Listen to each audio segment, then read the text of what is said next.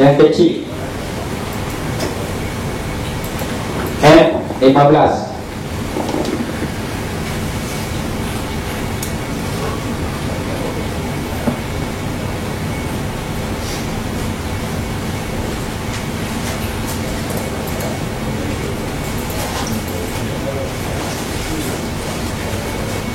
Tadi bukan ekstrim lah. Ini bibi. Siapa pun tak doktor tadi.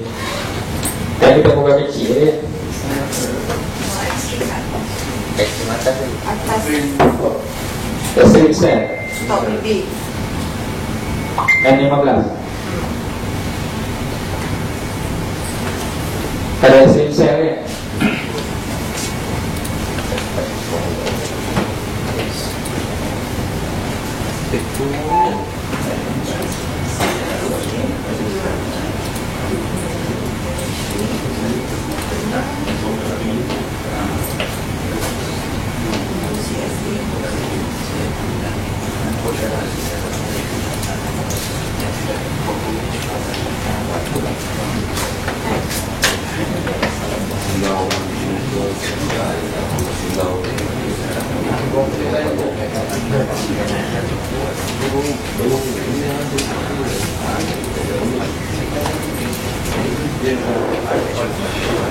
So kalau kita tengok balik H1, H4 ada CS arah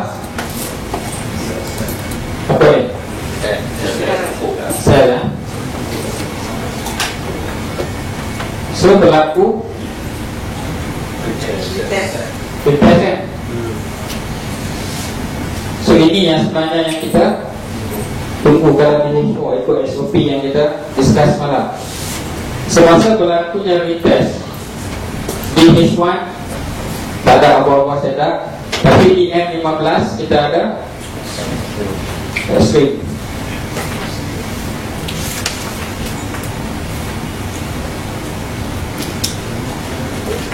Okay, dia keluar BB, MA5 keluar BB, berlakunya CS reverse. Lepas tu reverse ni tempat kita entry. Di sini yang tuan masuk file tadi, betul tak? Selepas tu price turun ke sini.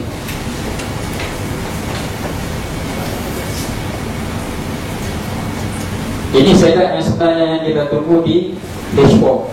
CS arah sel, request dan berlaku setup di time frame kecil.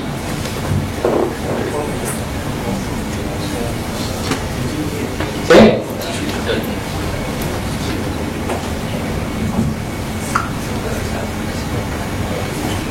Okay, berbalik kepada backtest.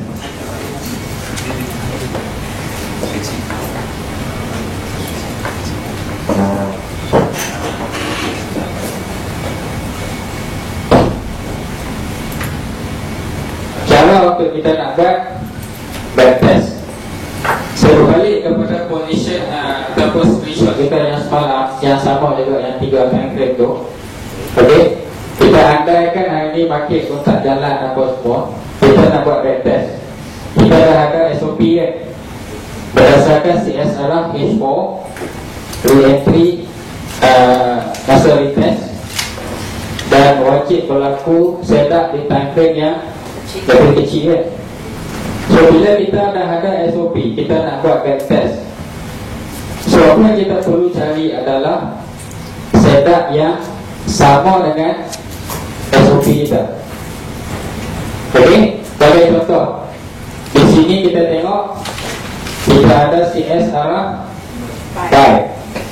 So bila kita tengok ada CS arah buy, kita nak tunggu retest. So bila kita nak buat kita punya backtest, kita nak kena maki. Jadi kita perlu maki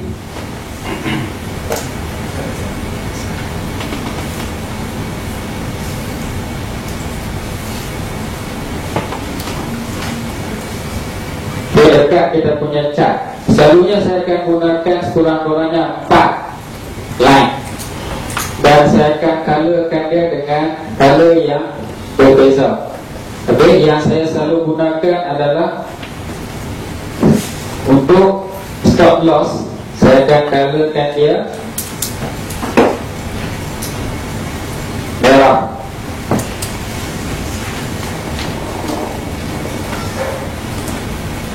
Okay, dan untuk MA5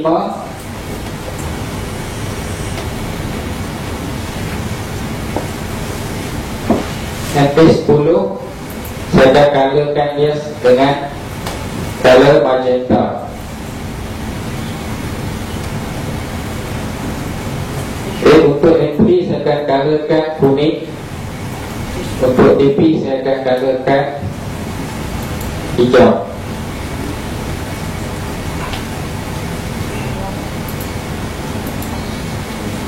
Kenapa? Kita ada standard color untuk kita nak buat backtest pun.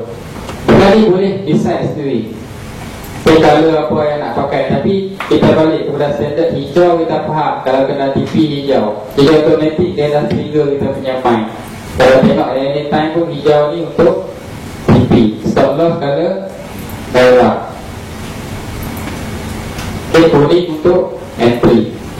Jadi boleh guna color masing-masing. Okay, jadi bila kita nak buat backtest, first kita dah nampak, contohnya kita dah nampak kita tempat kita nak tunggu adalah di MA5 low. So ini adalah tempat yang untuk kita entry. Ini ya. Okey, pada masa yang sama kita ada MA10. Okay, untuk kita punya point of stop loss. Okay, price 5530.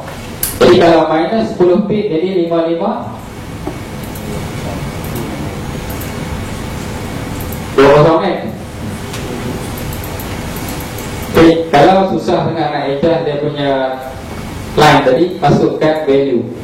Bila masuk value, dia akan bawa line tadi ke spesifik punya area, spesifik punya price. So di sini kita nampak kan.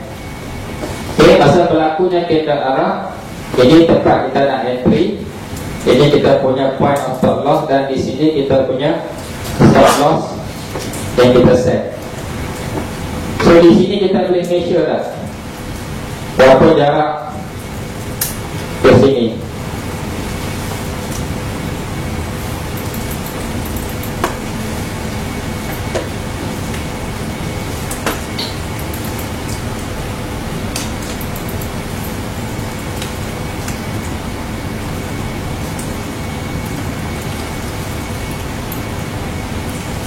Berapa pip?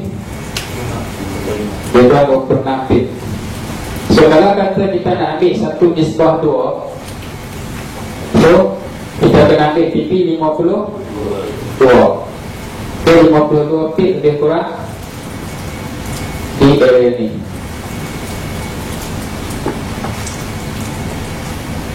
So kalau hijau ni kita move ke price tu. Kalau entry kita tadi, contoh di sini 5545.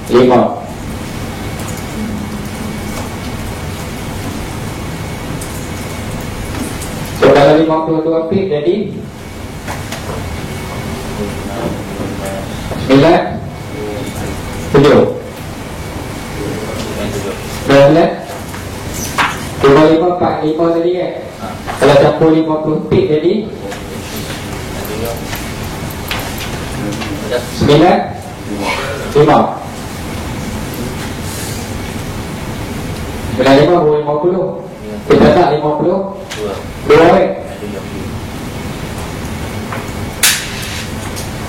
So sini kita punya tempat PP. Jadi di sini kita nampak tak entry dan PP. Satu nisbah 2 kita dah dapat. So ini backtest. Tapi ini baru H4. Dia baru H4. Belum tengok sedat di time frame kecil. Bila kita detailkan lagi, kita akan lebih nampak. Tapi apa yang saya nak tunjuk ni cara nak buat backtest.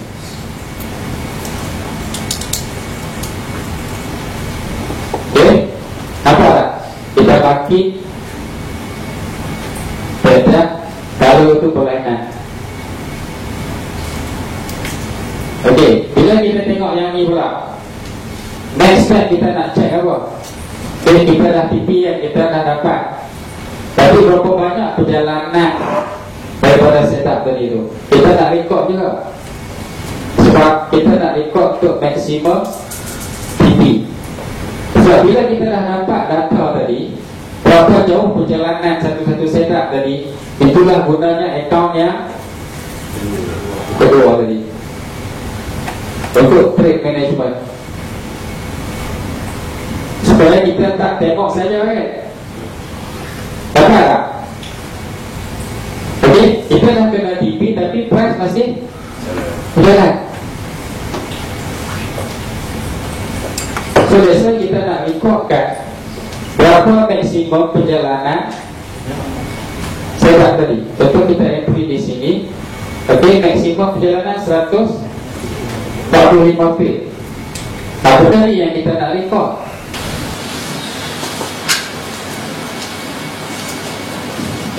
GBP USD tadi. First hari kita nak record, kita dah ada SOP. Okay, dalam kita punya recording tadi, kita nak record satu kita punya barang. Yang kedua kita punya masa kita entry. Okay, format yang saya akan bagi dalam bentuk Excel ni, yang kita akan masukkan dalam group. Okay, di sini kita tengok masa. Lepas tarikh tadi kita ada masa, kita ada entry price,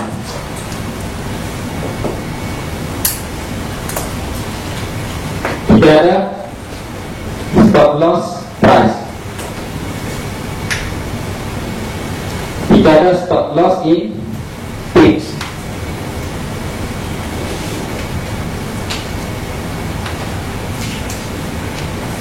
Yang kiri tu time apa? Masa kita entry, time entry, duration tidak saya skip saja.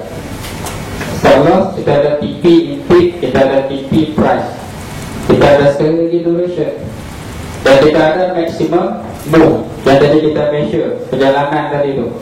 Okey, kita ada pula positif before stop loss. Untuk apa ni? Jadi terang.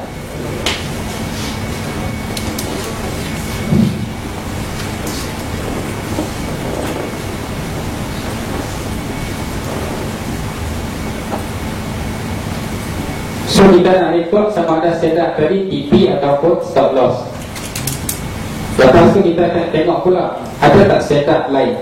Ini yang di multiple time frame tadi tu. Okey, kita pula nak ambil TP kalau 3 kali ganda reward, kalau TP 4 kali ganda reward. Nampaklah kita nak record detail. First kita nak record bila berlakunya setup tersebut. Lepas tu time. Okay, duration ni sebenarnya duration daripada berlakunya CSR sehingga terjadinya entry. So kalau kita refer balik ke chart tadi, maksudnya daripada sini sampai ke sini. Nampak tak? Candle arah berlaku pada 16.00 hari bulan. Tapi kita tak entry lagi kan? Cuma dia dah tunjuk dia punya trend. So entry kita berlaku semasa retest, iaitu pada 28 hari bulan 0800 hours. Okay, 16 Nak check ni tak usah, letak cursor je. Kalau belum tahu, kita letak cursor di sini. Untuk candle bull kita letak cursor di atas. Kalau candle bear kita letak di bawah. Jangan letak di atas, tak jumpa. Kalau candle bear, ada candle bull kita letak di atas, candle bear kita letak di bawah, baru dapat dia punya info tadi. Jadi di sini kita nampak di sini berlakunya perubahan trend, candle arah yang kukuh. Kemudian berlakunya retest. Okey. Kalau tengok di sini 0800. Berapa batang candle ni daripada berlakunya CS arah tadi? 1, 2, 3, 4. 4 candle kali 4 jam bersamaan dengan 16 jam. So yang tu yang kita rekodkan di dalam duration. Apa perlunya benda ni? So bila kita dah habis, kita akan nampak satu pattern. Lepas CS arah, selalunya akan berlaku retest, tapi kena tunggu sekian-sekian candle. Berapa jam kita perlu tunggu tadi. So di sini kita dah nampak, bila keluar CS arah, perlu kan kita tunggu depan komputer? Tak perlu kan? Sebab kita dah ada statistik. Majority of the entry berlaku mungkin lepas 12 jam. Contoh. So kita dah plan, oh ini PGU, aku tunggu esok lah. Dah 12 jam daripada sekarang. Contohnya kalau malam lah. Kalau macam sekarang ni berlaku, sekarang pukul 12. So nak tunggu 12 jam daripada sekarang. Katanya kita bekerja sekarang ni, beli tengok ada CS arah. Habis tekan setiap jam nak tengok handphone. Tak perlu. Sebab kita dah ada statistik. Pattern tu kita dah nampak. Sebab tu kita kena record duration ni. Nampak pattern ni. Kita boleh plan kita punya time. Jadi kita tak buang masa.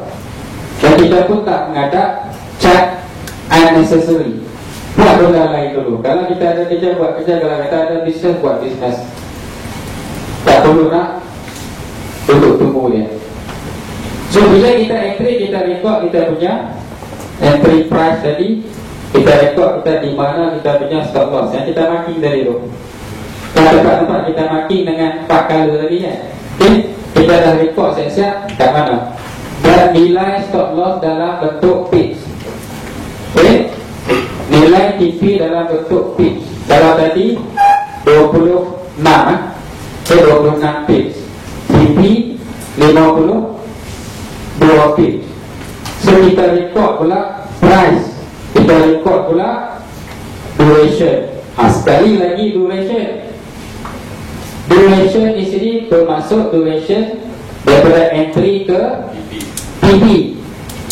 So di sini kita nampak satu lagi pattern. Okey, untuk dia hit TP ambil masa lebih kurang 2 candle. Lebih kurang 8 jam. Ini kira yang cepat. Ada yang ambil masa yang lebih panjang. So di sini kita akan nampak satu pattern pula. Lepas kita entry tadi, kita akan dapat satu kelompok statistik. Tapi lebih kurang katakan 3 candle atau 4 candle baru kena TP. Jadi lepas kita entry, perlukah kita tunggu? Tak perlu kan? Okay, set and forget. Sebab kita dah ada statistik. So di sini kita tengok yang betul-betul kita perlu tunggu adalah setup. Itu bukan kita tunggu depan PC. Tak, kita tunggu berlakunya setup di time frame kecil. Lepas kita dah entry, dah boleh tinggal buat kerja lain.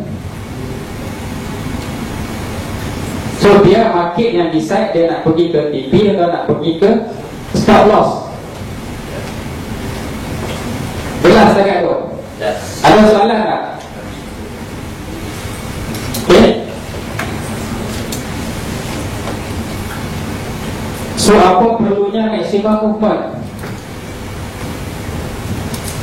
Sebab kita nak ambil satu statistik juga, bila berlakunya setup macam ni, berapa banyak maksimum dia boleh pergi. Contoh, boleh pergi 700 feet sebagai contoh, 100 feet. Nah, kita tarik daripada entry point ke maximum feet tadi. Okey. Tapi maksimum tadi setakat mana? Kenapa kita ambil maksimum tadi di sini? Kenapa kita tak tunggulah? Sebab kita masuk ikut salah kan? Baik tu lah. Sekarang apa yang terjadi? Ini back test lah. Okey, ada tak salah set? Jadi kita nak ambil maksimum sebelum berlakunya trend yang bertentangan. That's why kita tarik daripada sini ke sini. Masuknya di sini kita masuk ikut tingkat, kita keluar pun ikut tingkat lah. Jangan masuk ikut tingkat nak tunggu keluar ikut pintu. Contohnya time frame daily pula. Kita ikut time frame mana yang kita pakai tadi. So that's why kita measure daripada sini ke sini. So kita akan dapat lagi satu kelompok statistik maksimum pergerakan dia. Yang tu guna untuk akaun yang kedua tadi. Kan daripada kita nak tunggu ataupun nak biar saja, baik kita makan di sini. Sebab kita position, kita dah lock, kita dah move. Betul tak? Bila yang ni dah kena TP, akaun yang pertama dah kena TP sini kan. So stop loss kita apa kita buat? Kita ubah ke positif.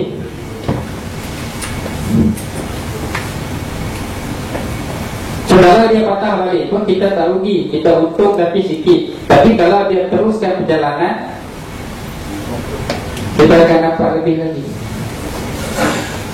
Tapi itu bonus lah. Itu bonus. Itu untuk keperluan tadi kita dah letak di sini.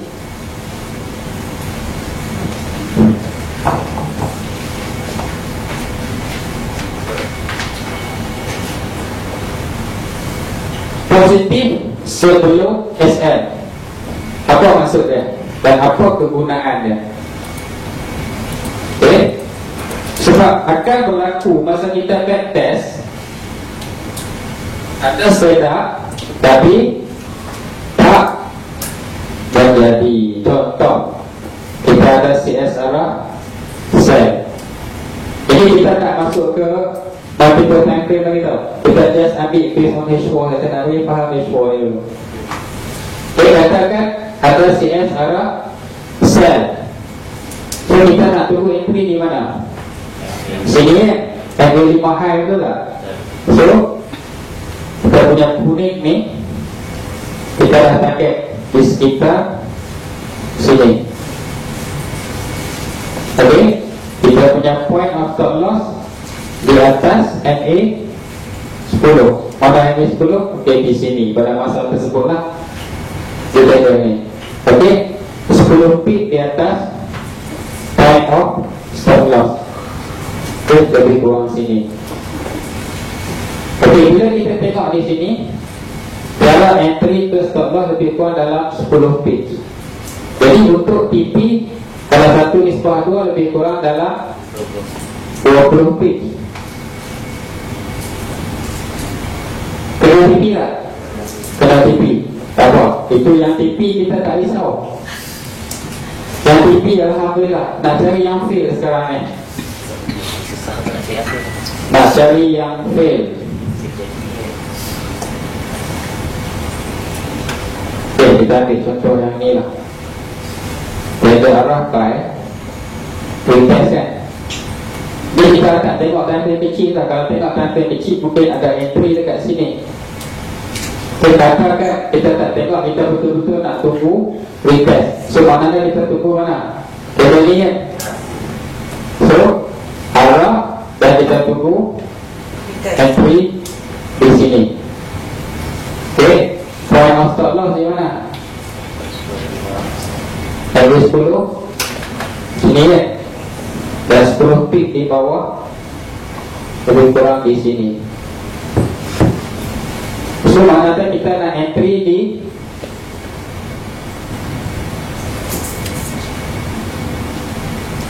ini tempat entry. Jarak sini ke stop loss lebih kurang 20 pip. Jadi TP kita lebih kurang 40 pip. So di sini saya tak bagi exact lebih kurang tapi kalau nak buat kena dapat exact. Jadi nampak tak? Lepas kena entry tadi, price positif tak? Positif kan? Profit kan?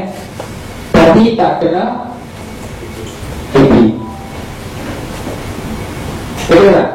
Ini yang dimaksudkan dengan positif before stop loss. Pada kata position dia tadi, dia dah positif tapi tak kena TP, lepas tu kena stop loss. Jadi di sini kita nampak daripada entry point positif kita nampak lebih kurang dalam 23 pip.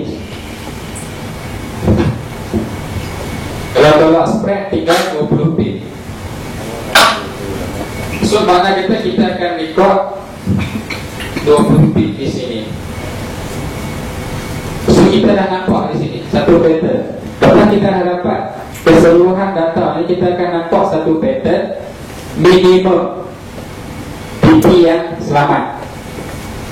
Itu kegunaan positif before stop loss. Apabila dah dapat the whole statistik ni, inilah yang akan kita gunakan balik untuk kita punya trade nanti.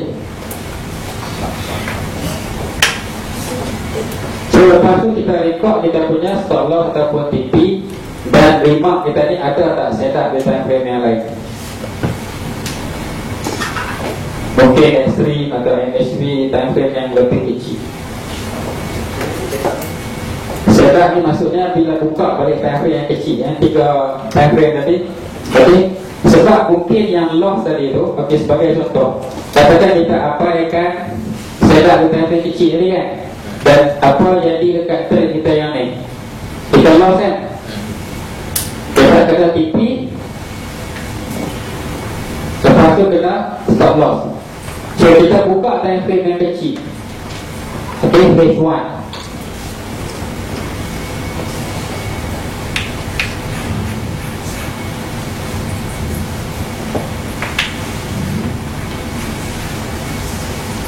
Ada setup buy tak H1? Tak tak kan? Yang 12 ada tak?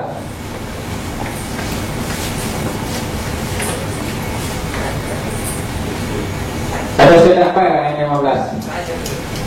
Tak ada kan? Jadi in reality sebenarnya trade ni kita masuk tak?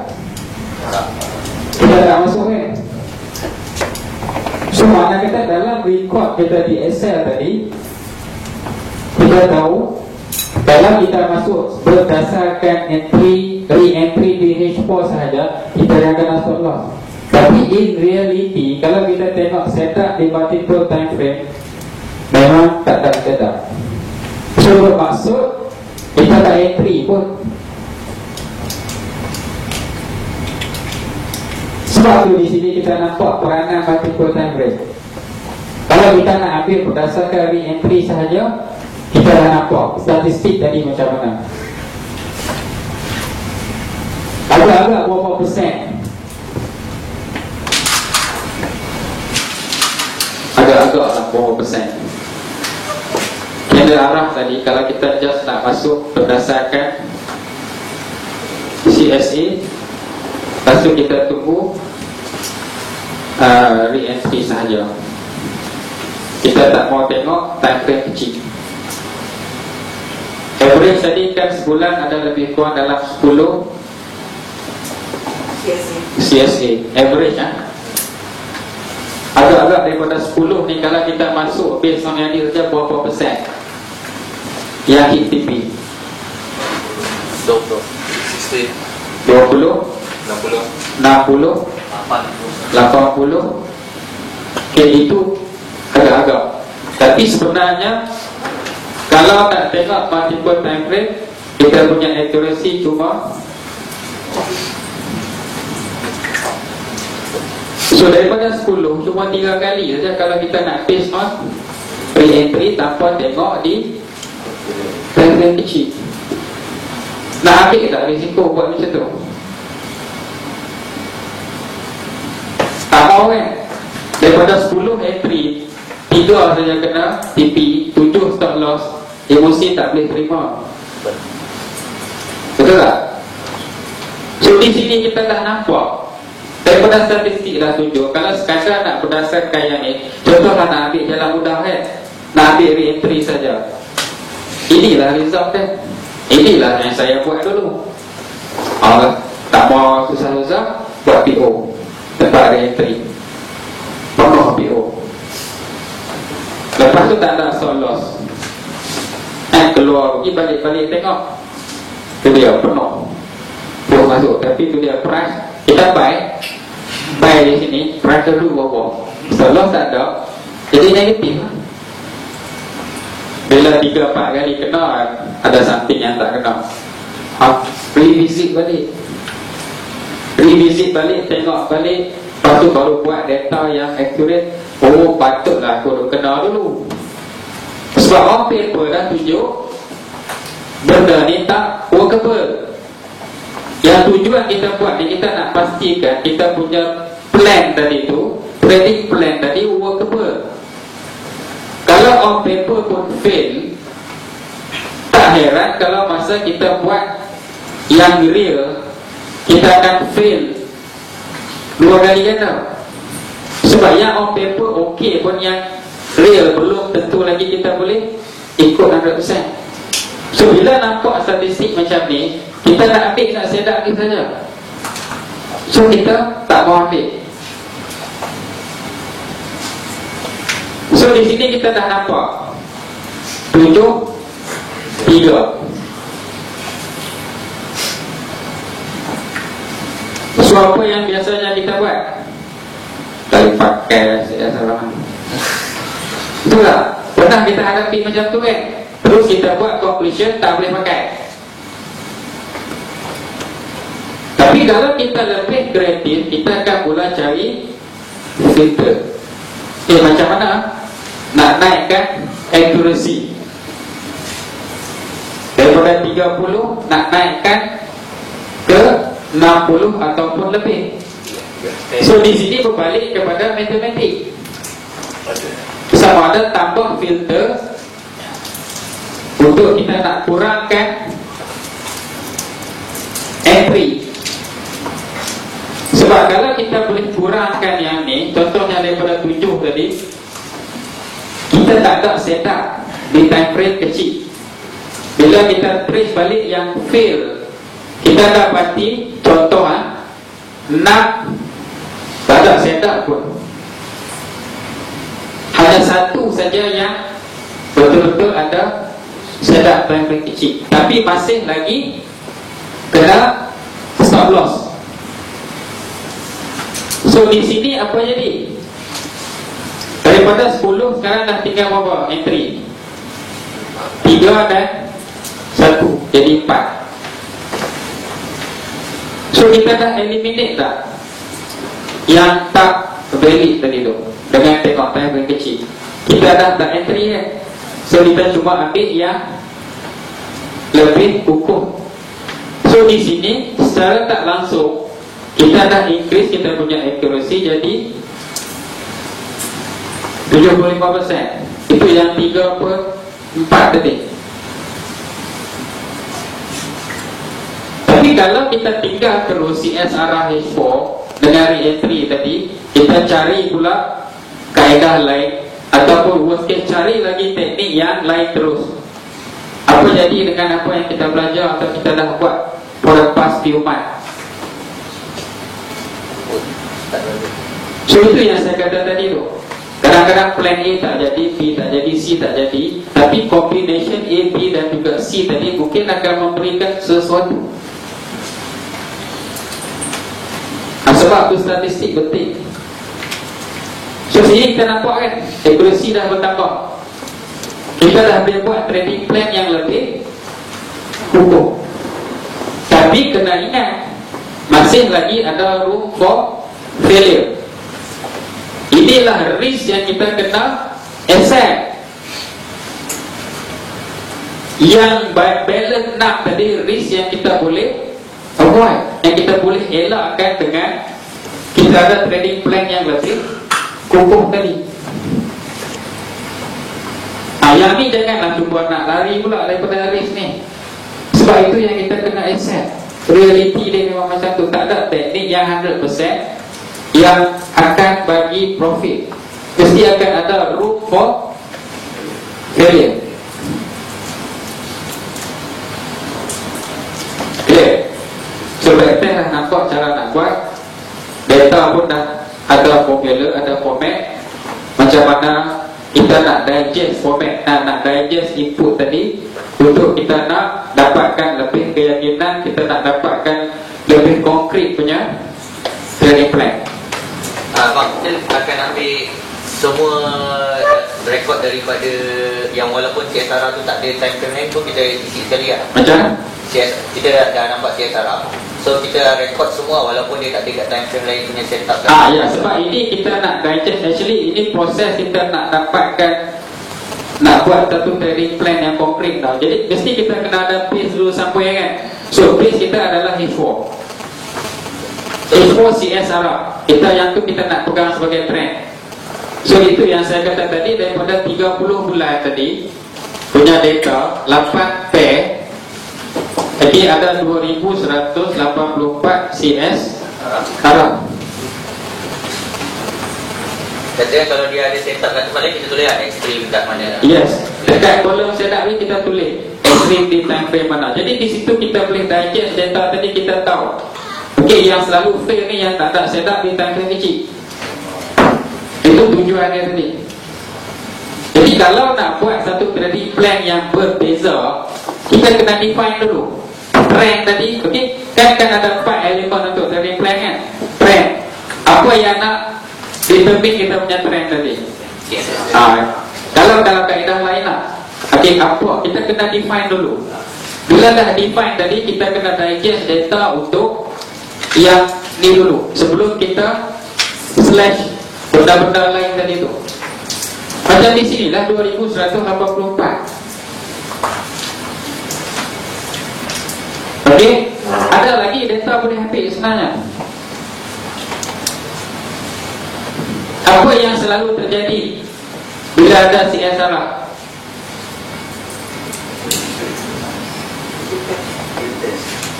Retest. Berapa kekerapan retest lepas CSR? Agak-agak lah 80%. berapa? 80%. Mana tahu? Mana mana? Okey, saya dekat lah. Okey, 80% of the time lepas wujudnya CSR berlakunya retracement, berlakunya retest. 20% berlakunya lepas CSR dia terus jalan. Nampak ada data di sini. Okey, kalau 80% retest berlaku, adakah lepas berlakunya keder arah tadi kita nak masuk post?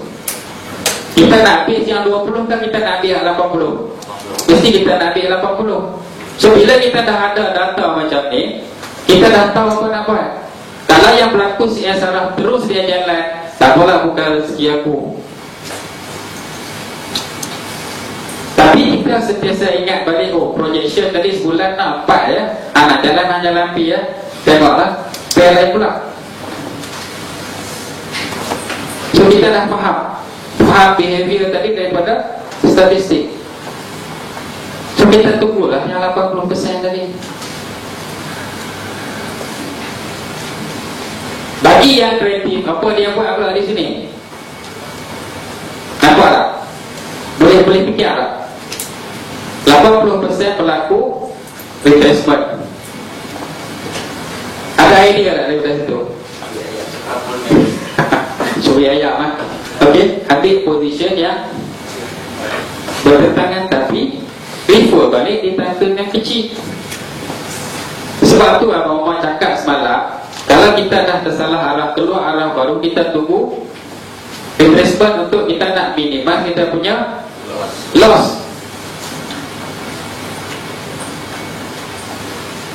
Mana tak 80% kita ada chance untuk minimal kita punya loss, kalau yang tak ada stop loss lah. Tapi kalau nasib tak baik, dia jalan terus, bye-bye rate. Jadi pilihan di tangan kita, nak buat stop loss atau nak tunggu retracement ataupun macam mana kita nak buat. Tapi bila ada data ni semua, kita dah nampak perjalanan tu macam mana kita nak buat. That's why kita berdasarkan kepada fact and figure. Statistik jarang nak menipu. Assumption, yes. Sebab tu saya kata pay attention to the detail.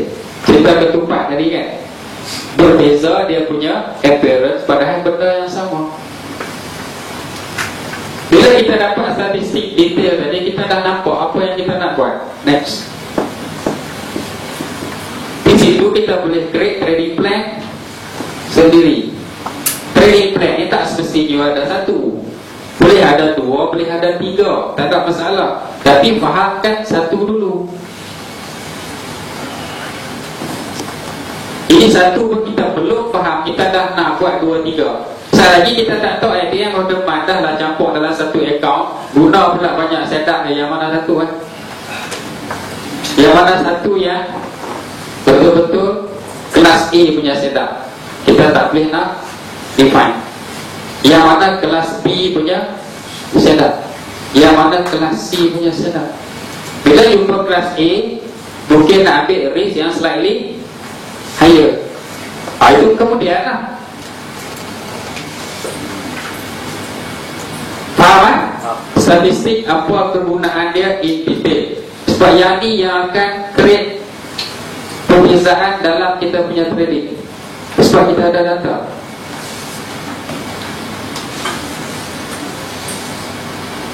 Ada soalan? Abang Omar nak entry ni. Saya tak mau ambil masalah lama sangat hari ni. So kita buat backtest tak kisah kita ambil daripada awal sini ke ataupun daripada yang lama-lama dulu ke, permulaan kita nak ambil backtest. Sekurang-kurangnya 12 bulan yang lepas lah. So 12 bulan yang lepas kita ambil start daripada 12 bulan yang lepas punya ke ataupun kita ambil start daripada yang up to date ni? Maksudnya macam sekarang ni bulan 8 kan, kita ambil daripada bulan 7 backward 12 bulan ke sebelum ni. Sebab at least kita nak tengok current punya market. Sebab market situation ni dia tak sama. Macam contohnya CHF kan, yang berlaku spike bulan Januari tu kan, sampai banyak peak kan. Yang tu kalau nak ambil pattern pun pening. Yalah, pattern sebatang panjang tu, indikator semua out kan. Kalau buka time frame H4, H1 kan, memang indikator dah out. Macam mana nak buat backtest? Kita lah pair tu, buat backtest pair lain. Okay? Ada soalan lagi tak? Rasanya macam kita backtest tu pair yang major lah, bukannya pair yang Okay, itu atas pair apa yang kita selalu trade. atas pair Yang kita selalu trade. Sebab masing-masing ada pair kegemaran masing-masing. macam contoh kalau kata nak buat backtest ni, sebab kita nak tengok pergerakan lah. Ya. Sebab kembali kepada projection tadi, kalau kita rasa satu pair 4 setup tadi, 4 entry sebulan tadi dah cukup untuk kita punya keperluan tadi. So untuk dapat satu pair yang terbaik, kita buatlah sekurang-kurangnya 2 atau 3 pair. Sebab kita nak cari pair yang terbaik. Tapi kalau projection tadi kita nak kena trade sampai 4 pair, okay, kita buat backtest mungkin 8 pair. Daripada 8 tadi kita ambil yang 4 yang terbaik. Sebab yang ni nak penuhi kita punya projection training tadi. Okay, berbalik kepada projection planning.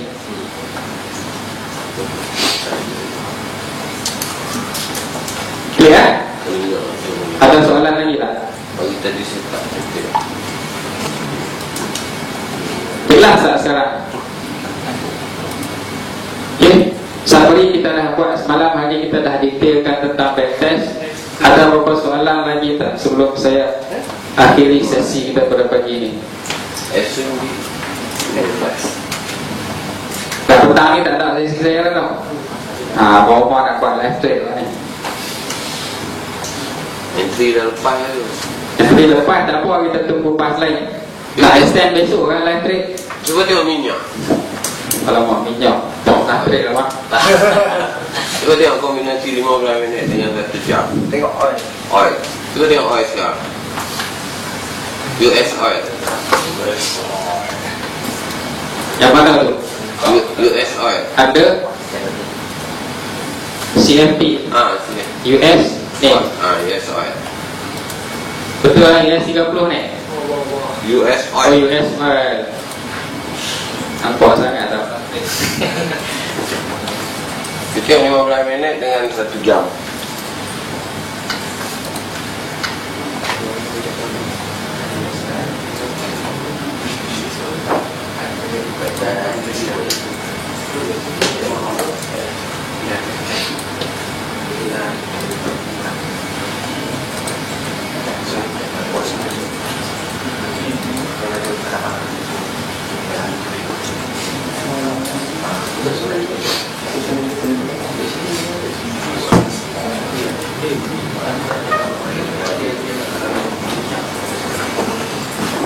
Kita sebelum tu confirm tak ada salah apa nak.